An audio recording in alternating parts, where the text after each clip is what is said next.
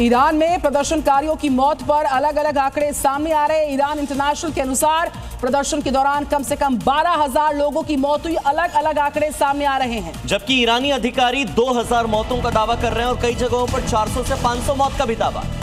तो अलग अलग आंकड़े सामने आ रहे हैं। एक तरफ ट्रंप के बयान पर ईरान का पलटवार सामने आया। ईरान की ओर से कहा गया कि हमला हुआ तो करारा जवाब देंगे। ईरान के रक्षा मंत्री ने अमेरिका को सीधी सीधी चेतावनी दे दी है। कड़े शब्दों में, सख्त शब्दों में कह दिया है कि हर तरह से हमारा डिफेंस सिस्टम तैयार है। और ईरान में हिंसा के बीच वहां के सरकारी टेलीविजन ने कुछ ड्रोन फुटेजेस जारी किए और इसमें वहां तबाही का मंजर साफ साफ नजर आ सकता है। वहां से आई ड्रोन तस्वीरें वहां की तबाही की गवाही दे रही हैं। वहां के रश्त बाजार में आग लगने के बाद सब कुछ खत्म हो गया। देखने में मंजर डरावना हो गया। जो बाजार कभी लोगों की भीड़ से गुलजार रहते था, वहां अब वीरानी छाई है। उत्तरी ईरानी शहर में कैस्पियन सागर तट के पास आतंकवादी घटना के 3 दिन बाद का ये मंजर है। आग अभी भी सुलग रही है। फायर ब्रिगेड की टीमें उन्हें शांत करने की जद्दोजहद में जुटी है। हालांकि इन तस्वीरों की जी मीडिया इसकी पुष्टि नहीं करता।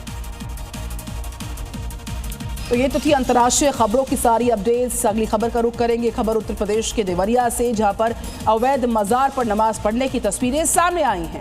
यहां पर जो घटनाक्रम हुआ, नमाज उस वक्त पढ़ी गई जब एक तरफ बुलडोजर कार्रवाई चल रही थी और भारी संख्या में पुलिस बल की मौजूदगी थी। ताबड़तोड़ ध्वस्तीकरण की कार्रवाई चल रही थी।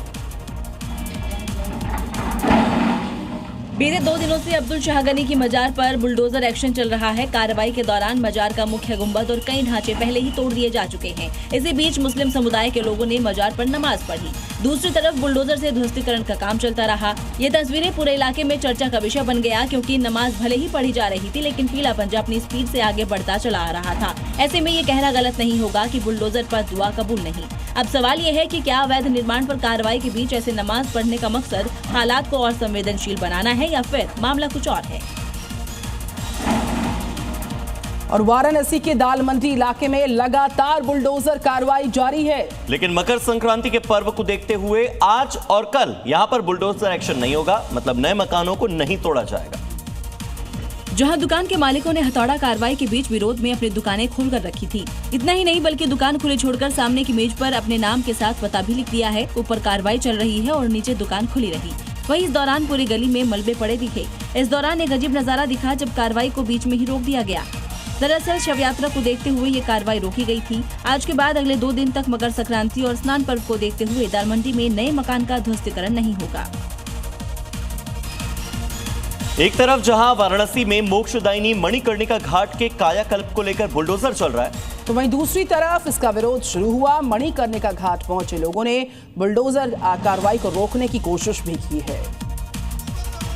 इस दौरान प्रदर्शन कर रहे लोगों की पुलिस से नोकझोंक हो गई। विरोध करने वालों को पुलिस हटाने लगी।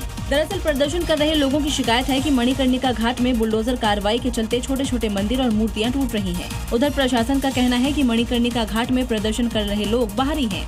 दरअसल मणिकर्णिका से सिंधिया घाट तक कॉरिडोर प्रस्तावित है, उसी के लिए यहाँ बुलडोजर चल रहा है।